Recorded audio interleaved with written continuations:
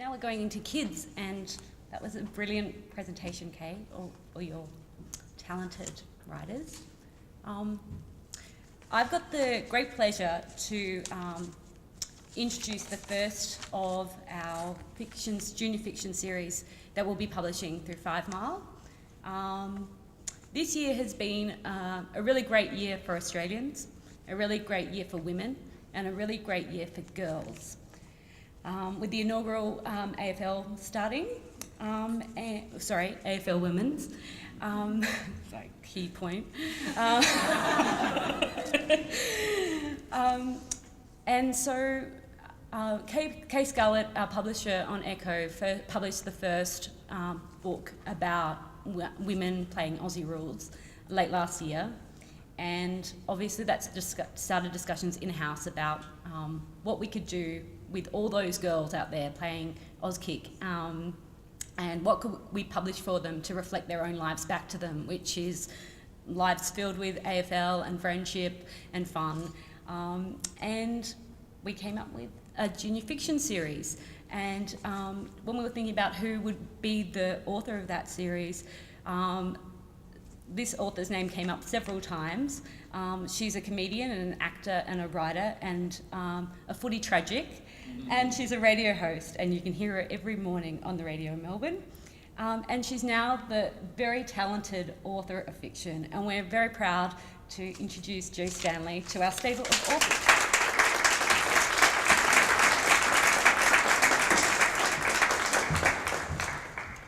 Thank you very much.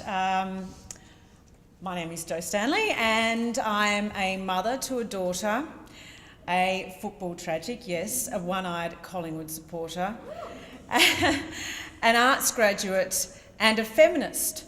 I'm literally Andrew Bolt's worst nightmare.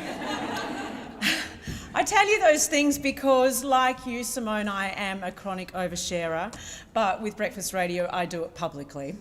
But I tell you that also because those qualities make me extremely passionate and incredibly excited about writing the Play Like a Girl book series about a junior girls footy team called the Flyers. I feel like I was meant to write these books, even though I didn't even think it up. It wasn't my idea. But the brilliant people that did think of it luckily came to me. So I firstly would like to thank Tash Besliev here, who approached me with this fabulous idea, together with Simone Boz and Nikki Horan, who somehow see in me the potential of a writer, someone who's completely untested and unpublished. For that, I'm very, very grateful.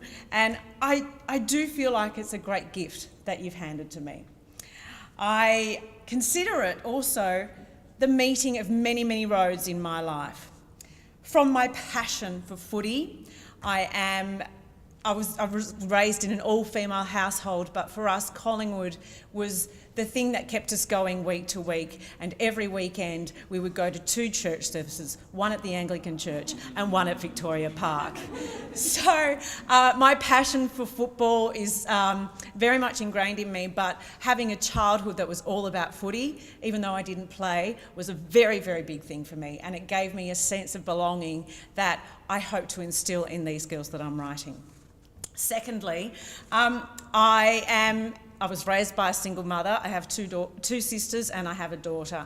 And so I'm a very, very passionate feminist, and I have a commitment in everything that I do to always highlight gender inequality and to find ways to tell stories where it's a very different scenario and where gender is completely equal. And so I parent in exactly that same way. So when I'm writing these books, that informs everything I do as well. And the other thing, a road that has brought me to this, and it's kind of been a much kept secret for myself, is that I remember probably very little of my time at high school, but one of the things I very much remember is an author coming and speaking to us and talking to us about her process of writing, and I thought to myself, maybe I might write a book one day.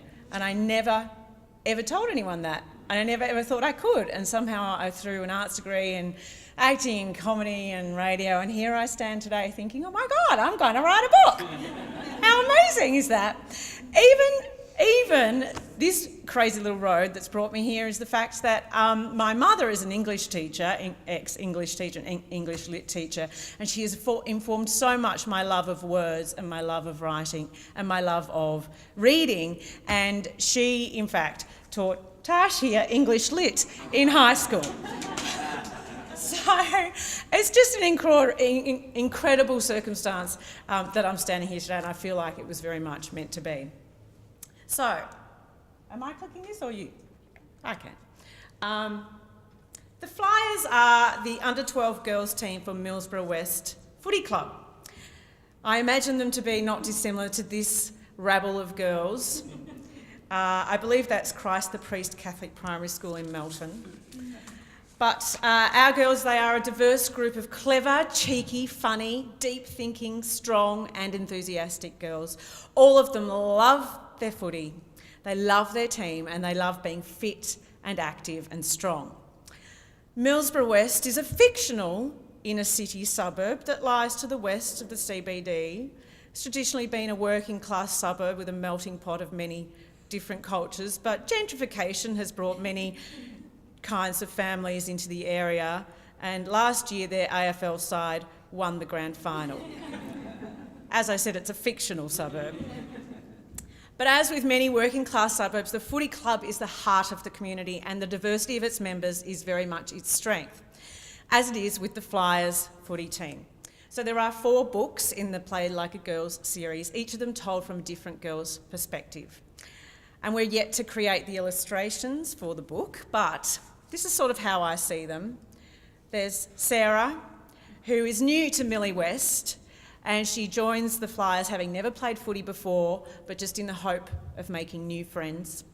There's Han, who is a foundation member of the club, and a sneaky little midfield rover, who is an overachieving perfectionist. We have Rainbow, who is the captain of the club. She is a loner and a misfit at school, but a natural leader on the footy field. There's Lucy, who's the fastest girl in the team. She's creative and quirky. And Maddie, who's our full forward, who's quiet and withdrawn, but intuitive and tough. And there's a supporting cast of our ruck and our back line and our coach and the opposition and, you know, all that sort of thing. So the Flyers they're premiership favourites this season. So we do follow them through footy games and through training.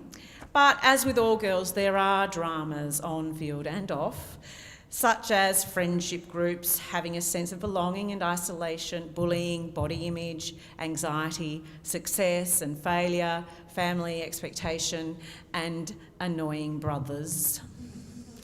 But most importantly, these girls, you know, for me, they're navigating their way through being 11 and learning how to process life as best they can in the backdrop of a team environment. And so the lessons they're learning are about self-acceptance and gratitude and awareness of others and kindness and leadership. And quite deliberately, they are emotional intelligence lessons and lessons that I have learnt myself in my life and lessons that I try to instill in my daughter. So I really hope that the books will assist our young readers to think or respond differently as they navigate their own lives. I have a daughter, Willow, she turns 8 today, so you'll have to forgive me, I won't be joining you upstairs because I haven't yet seen her today because I went to work before she woke up, so she's desperately waiting for me to open her present. And so that's Willow. She doesn't play footy, she plays basketball and tennis, as you can see, sometimes at the same time for some reason. And she's actually the person I've kind of vaguely modelled Lucy on. But like every parent of a daughter in this room, when she was born, I hoped for her that she would have the same sense of aspiration and dreams on the same landscape of limitless opportunity that her male cousin has. He's the same age as her. And before this year, boys and girls who loved footy had to dream differently. So thankfully, with the launch of AFL Women's, the real world has changed. It's very exciting for me. It's very exciting for Willow that when she's in the backyard kicking a footy with her cousin, they can commentate themselves being superheroes on the MCG the same as each other. It's very exciting for me that I can see her not limit herself in that way. It's not so great that I have to see Collingwood lose twice in a weekend, but we get through that. But the great thing I've learned about playing in a fictional world is that I have the privilege of creating these characters and this world from scratch. So that means I have the freedom to give these characters the same strengths and the same qualities that I would wish for every little girl, and I can put them in an environment where equal opportunity is a given. So again, my hope for our readers is that this world appears no different to their own. And just simply by reading these books that they can feel exactly the same sense of empowerment as the girls who play for the Flyers, and that they can be strong and fit and hardworking and just get on and play footy or soccer or cricket or be a gamer or be a coder or a scientist or whatever it is that they love, just because they love it and because it's a given that they can. So by reading these books, I want them to know that no matter what happens in their actual lives, they should see themselves in exactly the same way these girls see themselves. I, of course, want them to laugh a lot as well. And anybody in this room who's heard a little person giggle till they're crying will know that it's the sweetest sound you'll ever hear in your life. So that's my greatest hope, is that they will find it really fun and funny. And I must say my harshest critic, Willow, has given me the first review. It was from an unedited version of the book, but she says it's really fun and almost as good as Billy B. Brown. Almost. So I've got a bit of work to do there, which is fine. I am in the middle of writing it still, so when I arrived tonight and saw that blurb, I was very excited, but more so terrified. And, I'm not anxious at all, and I'm sleeping really well. So, but I can't wait to share with you these stories, and more importantly, with our girls and boys. Thank you.